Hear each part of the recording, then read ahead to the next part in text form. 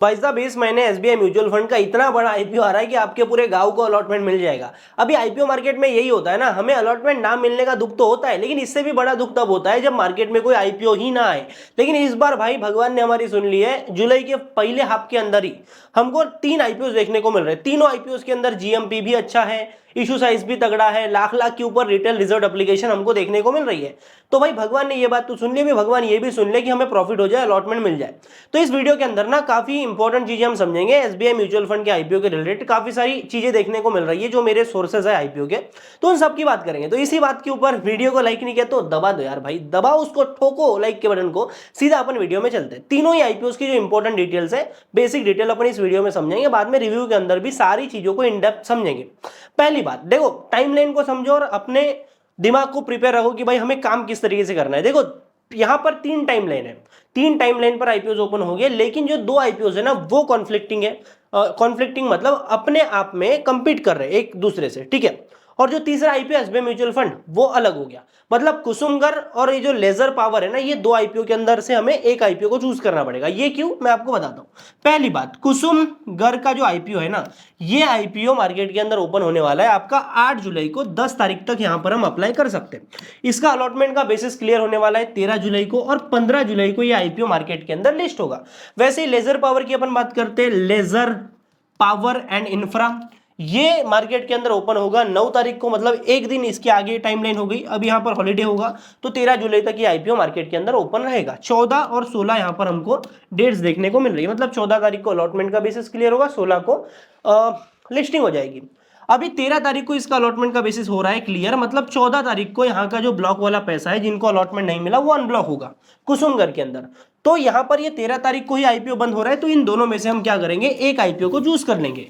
और जो अपना एसबीआई म्यूचुअल फंड का आईपीओ ना, इसकी डेट अभी तक देखने को नहीं मिली है, लेकिन यहां पर हम बाद में इन दोनों आईपीओ को छोड़कर आगे जो हमारा अलॉटमेंट हुआ पैसा अनब्लॉक होता है तो फिर अपन जा सकते हैं। पहली बात, कुसुमगर आईपीओ की बात करते हैं। देखो कुसुमगर आईपीओ का इशू साइज जो है ना वो होने वाला है आपका 650 करोड़ का, ठीक है। सीधा अपन इसके फीड के ऊपर चले जाते हैं कुसुमगर आईपीओ के। तो यहां पर हमको इसका जो इशू साइज देखने को मिल रहा है वो देखने को मिल रहा है 650 करोड़ का, जो कि एंटायरली होने वाला है ऑफर फॉर सेल। मतलब 1 रुपया भी कंपनी के पास में नहीं जाने वाला है, पूरा पैसा कंपनी के प्रमोटर्स इस आईपीओ के अंदर अपने स्टेक को सेल करके घर पे लेकर के जाने वाले। देखो इनके बिजनेस की अपन बात करते हैं, तो अभी कुसुमगर के बिजनेस को समझने के लिए अपन आ चुके हैं इनके ऑफिशियल वेबसाइट के ऊपर, और यहां पर ये क्लियरली लिख रहा है कि हम बनाते हैं एडवांस टेक्सटाइल। किस लिए, टू डिलीवर फंक्शनल परफॉर्मेंस। मतलब ये नॉर्मल जो हमारे टेक्सटाइल है, कपड़े हैं, इस तरीके के कपड़े नहीं बनाते, कुछ डिफरेंट टाइप ऑफ फैब्रिक बनाते हैं, जिनको ये बोलते हैं इंजीनियर्ड फैब्रिक।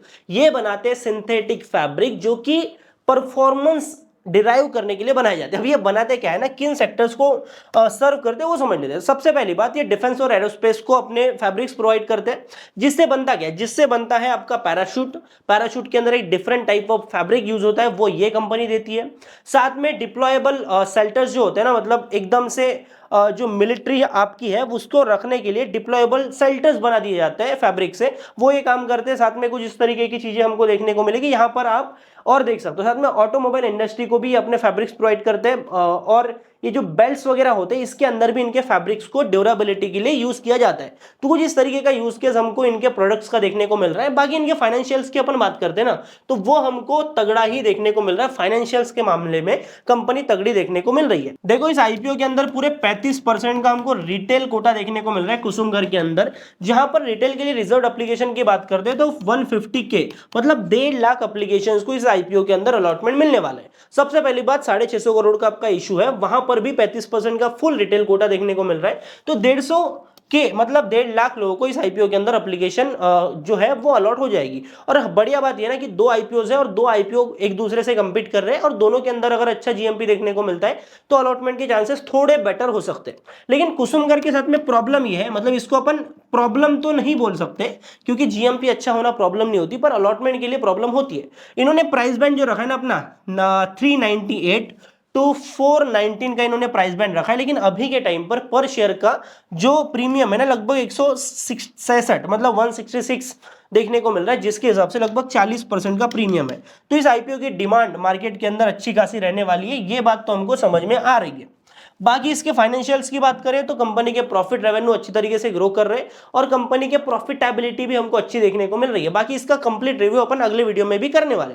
अभी आते हैं हम अगले आईपीओ के ऊपर जिसका नाम है लेजर पावर। ठीक है, अभी लेजर पावर के आईपीओ के इशू की अपन बात कर लेते हैं। तो उसका इशू हमको देखने को मिल रहा है पूरे 742 करोड़ का, जहां पर हमको फ्रेश इशू भी देखने को मिल रहा है और साथ में ऑफर फॉर सेल भी देखने को मिल रहा है। देखो इस आईपीओ में 543 करोड़ का होने वाला है फ्रेश इशू, जो कि पैसा कंपनी के पास में जाने वाला है और इस पैसे का कंपनी यूज करेंगी अपने बोरोविंग्स को, अपने डेट को, जो कर्जा ले रखा है उसको पे करने के लिए। अभी ऑब्वियसली कंपनी के ऊपर कर्जा थोड़ा काफी ज्यादा है, तो उसको कम करने में कंपनी इस पैसे को यूज करेगी, तो कंपनी की प्रॉफिटेबिलिटी आने वाले क्वार्टर्स के अंदर इंप्रूव हो सकती है। बाकी 200 करोड़ का यहां पर ऑफर फॉर सेल होने वाला है, मतलब कंपनी के प्रमोटर्स 200 करोड़ की जो इक्विटीज है इस आईपीओ के अंदर सेल करके जाने वाले। देखो टाइमलाइन के बारे में मैंने आपको ऑलरेडी बता दिया। इनके बिजनेस की अपन बात करें तो ये पावर केबल्स बनाते हैं, साथ में कंडक्टर्स भी बनाते हैं और वो काफी सारे ऐसे कंपोनेंट्स बनाते हैं जो कि पावर ट्रांसमिशन और डिस्ट्रीब्यूशन के अंदर यूज होता है। बाकी इस आईपीओ के अंदर भी 35% का रिटेल कोटा देखने को मिल रहा है और क्योंकि कुसुमगर के आईपीओ से बड़ा हमको इसका इशू देखने को मिल रहा है, इस वजह से लगभग 173 के मतलब 1,73,000 रिटेल एप्लीकेशन को इस आईपीओ के अंदर अलॉटमेंट मिलने वाला है। मतलब कुसुमगर से थोड़े ज्यादा लोगों को इस आईपीओ में अलॉटमेंट मिलेगा। देखो पहली बात, कुसुमगर के अंदर जीएमपी अच्छा देखने को मिले तो वहां पर ज्यादा ट्रैफिक जाएगा, उससे कम यहां पर जाएगा, तो ये एक आपके लिए अपॉर्चुनिटी बन सकती है अलॉटमेंट लेने की, मतलब कंपैरेटिवली इजी अलॉटमेंट लेने की अपॉर्चुनिटी इस आईपीओ के अंदर बन सकती है। देखो 203 से 214 रुपए पर शेयर का आपका इसका इशू होने वाला है, जहां पर अभी के टाइम पर 23 रुपीज पर शेयर का जीएमपी, मतलब 11% का ग्रे मार्केट प्रीमियम हमको इस आईपीओ के अंदर देखने को मिल रहा है। बाकी एसबीआई म्यूचुअल फंड के आईपीओ की बात करें तो इसकी जो डेट बताई जा रही थी टेंटेटिव डेट्स रूमर्स के हिसाब से, वो देखने को मिल रही थी 13 जुलाई, लेकिन अभी इसकी डेट ना थोड़ी चेंज कर दी गई है। अभी मार्केट के अंदर हमको अपडेट्स देखने को मिल रही है लगभग 14 जुलाई की, मतलब 14 जुलाई को मोस्ट प्रोबेबली, ये टेंटेटिव डेट से मोस्ट प्रोबेबली हमको एसबीआई म्यूचुअल फंड का आईपीओ आता हुआ दिखेगा। अभी 14 तारीख को ये ओपन हो जाता है तो ये 16 तारीख तक मार्केट के अंदर ओपन रहेगा, जहां पर 17 तारीख को अलॉटमेंट का बेसिस क्लियर होना है और लगभग 21 तारीख को हमको ये आईपीओ मार्केट के अंदर लिस्ट होता हुआ दिखेगा। देखो प्राइस बैंड को लेकर हमको रूमर्स देखने को मिल रहे हैं, लेकिन यहां पर एक सॉलिड रूमर है। मैंने कैलकुलेशन क्या किया था, मेरा कैलकुलेशन ये था कि लगभग 1,17,000 करोड़ की वैल्यूएशन कंपनी एक्सपेक्ट कर रही है। तो आउटस्टैंडिंग शेयर कितने हो गए मार्केट के अंदर, 203। अभी देखो 203 करोड़ इनके आउटस्टैंडिंग शेयर्स है। देखो 10% का ऑफर फॉर सेल होने वाला है, जो कि हमको देखने को मिल रहा है 20.3 करोड़ का 10% का यहां पर ऑफर फॉर सेल देखने को मिल रहा है, जहां पर अमुंदी फाइनेंस और साथ में ही स्टेट बैंक ऑफ इंडिया इस आईपीओ में ओएफएस करने वाले अपने 10-10% स्टेक।